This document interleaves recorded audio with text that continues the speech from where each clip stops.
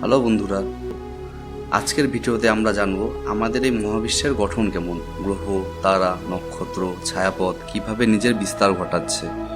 সেই সঙ্গে জানব আমাদের সৌর পরিবারের মতো আরও কি কোনো জগৎ আছে।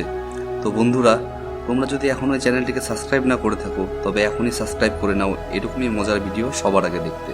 তো চলুন শুরু করা যাক।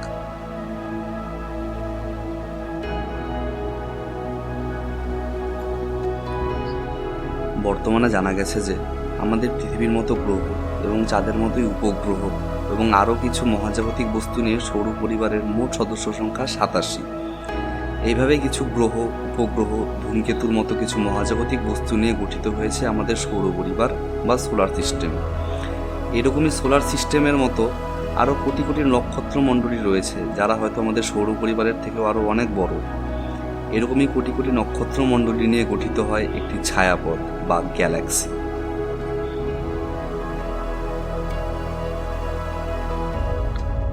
তো বন্ধুরা, তোমাদের মনে হয়তো এখন প্রশ্ন উঠতে পারে যে আমরা যে ছায়াপথের অন্তর্ভুক্ত তার নাম কি।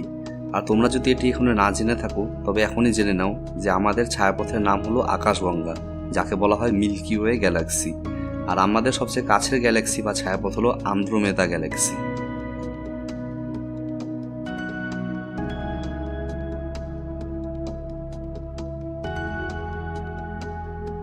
আর এই মহাবিশ্বে আরও কয়েক কোটি বলাটা হয়তো ভুল হবে, কয়েক মিলিয়ন গ্যালাক্সি আছে যা বিজ্ঞানীরাও এখনো ধারণা করতে পারেনি।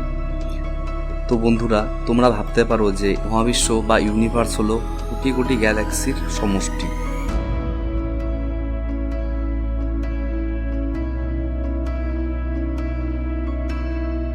তবে এই মহাবিশ্বে এমন কিছু অবিশ্বাস্য জিনিস আছে যা তোমাদের সম্পূর্ণভাবে অবাক করে দেবে।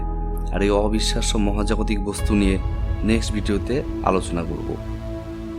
আর এই ভিডিওটি যদি তোমাদের ভালো লেগে থাকে তবে ভিডিওটিতে একটি লাইক করতে ভুলবেন না এবং আপনাদের কাছের মানুষের কাছে ভিডিওটি শেয়ার করতেও ভুলবেন না।